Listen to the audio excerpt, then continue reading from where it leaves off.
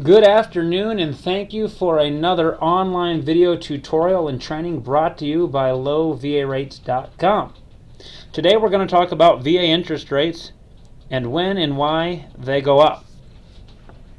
Hope you enjoy this, and whether you're watching this in the future or whether you're watching this today, the day that we release the video, I think you'll find this video very informative and help you decide on when you should lock in your VA interest rates.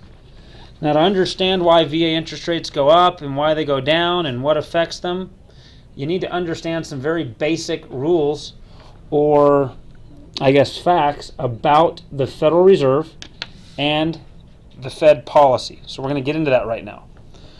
When the overall economy is doing good, interest rates are normally higher. Now let's think back to the last two times our economy was just roaring forward and doing very, very good. First of all, you had the technology bubble, or the stock market bubble that happened sometime between 1997 and 2000. You also had the housing boom, which a lot of us took part in back between 2004 and 2008. Well, as I've put here, from 97 to around 2000, interest rates hovered around 8%. Now these are 30-year fixed rates. From 2004 to 2008, interest rates were hovering around 6.5%. I'd like to share with you some historical data so you can see where I got that from. Okay, so you can see here, all I did is went to Google and typed in historical data on 30-year interest rates. You can Google whatever you want, but up will come some different historical charts. Notice the red line is the 30-year fixed rate mortgage, and from around 97 to 2000, this red line is somewhere between 8 to, gets as high as about 8.25. Now, I bought my first house in 2000. It was actually a condo. I was a mortgage guy at the time. It was right around, I want to say, April of 2000, and I got an 8.25% 30-year fixed rate and just thought that was great, because that's what interest rates were doing at the time, and I knew that as somebody that was in the industry. Now, even though I've left that chart, I know most of you are going to go try to, corroborate my information here and do your own Google search and find your own historical chart. But go ahead and look. The historical data will also back up the fact from 2004 to 2008, interest rates are around 6.5%. And that's why we saw a lot of people, myself included, who bought homes in 2000 or sometime between 97 and 2000. These same people were refinancing and dropping a point to a point and a half, in some cases 2%, when they were able to refinance in 2004. Okay, well, let's move on. When the economy does bad, as it is right now, interest rates will normally be lower. We can look at the last two times the economy was doing badly. The technology crash or market crash that happened directly after the bursting of the internet bubble, and that was from 2000 to 2003, and then the current housing or mortgage meltdown that we're all suffering from, which started late of 2008, 2009 to current, and you can see the exact same thing has happened. When the economy was bad, go back to your historical data charts, interest rates from 2000 to 2003 were hovering around 6.5 to 5.5%. Okay? And from 2009 until current, we're somewhere between 4.5 to 3.5% on the 30-year fixed rate. So we can look, again, those of you that bought your house in 97 to 2000, think back. What interest rate did you get at that time? And then what did you do shortly after? Within, a year to 3 years, you probably refinanced. Those of you who have recently refinanced during this housing crisis or are thinking about it right now, you probably bought your home somewhere around the 6.5, maybe even somebody that just bought your home in 2010, 2011, and you were able to get it around the 4.5 to 5% range. You're now thinking about doing it in the low threes, where we are now, 3.5, 3.75, even 4%. Now, why do the interest rates and the state of the economy have anything to do with each other? And why, when the economy is bad, are interest rates good? And when the economy is good, why are interest rates bad? You need to understand this. When the market's doing well, the Federal Reserve tries to keep interest rates higher. They're trying to keep inflation down, and they're trying to keep the economy from growing too fast and getting out of control. The Fed essentially is acting as a moderator. Now, when the market is hurting, like it is now, the economy is slow, then the Fed tries to help it by making borrowing money cheaper, lower interest rates, and they're trying to spark or improve the economy by making it cheaper and easier to get money. That's what's happening right now. By controlling the access and flow of money to the consumer, that's you and I, the Fed moderates the economy. They keep it in as much control as they can. They're not perfect, but that's what they're trying to do. So as you can tell, after the internet bubble busted, Alan Greenspan slashed interest rates somewhere around 15 times in a row.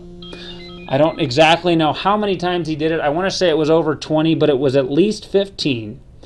And then after the housing market crash, which we're in right now, Ben Bernanke, the current Federal Reserve Chairman, has done the exact same thing. Hasn't cut it quite as many times, but has actually cut it much lower than Greenspan, and his goal is to try to keep it this low for some time.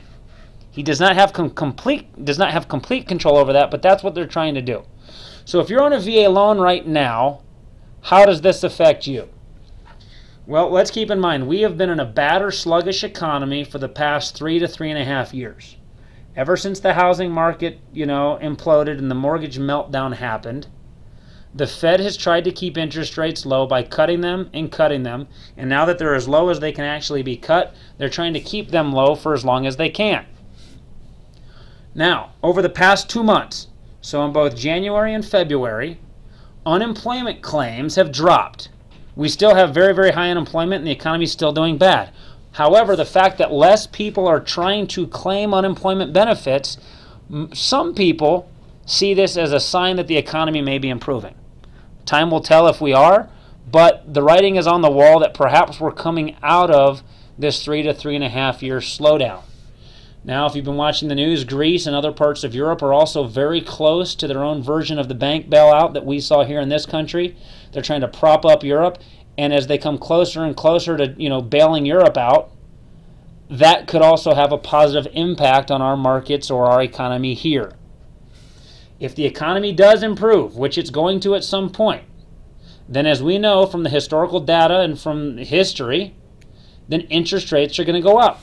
That's just what happens. That's how it works.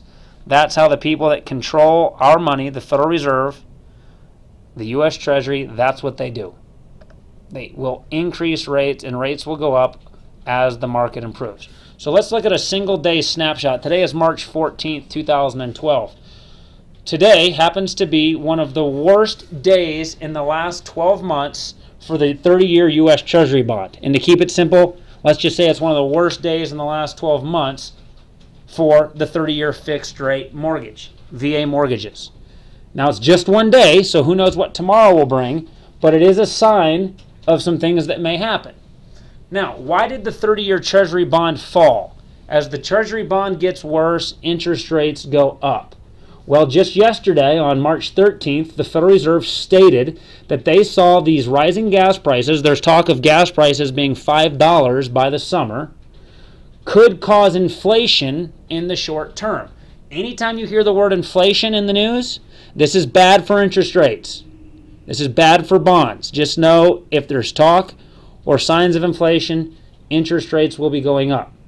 Now, yesterday also, the Federal Reserve stated that they did feel the economy was showing some signs of improvement. This does not mean we're all going to be rich next week and that we're all going to have our jobs back. But it does mean that the Fed thinks, and the Fed's always cautious when they make their statements, that the economy is showing some signs of improvement. So what do you do? That's what I'm hoping I'm able to help you make some decisions here. Get off the fence. One way or another, you need to make a decision of what you're going to do. Sure, there are some of you watching this video that just feel rates are going to go down to 2%, and because you haven't refinanced this entire time and you've seen rates go lower and lower over the last 2 years, you think you know something that everybody else doesn't. And that's fine. I can't convince you otherwise.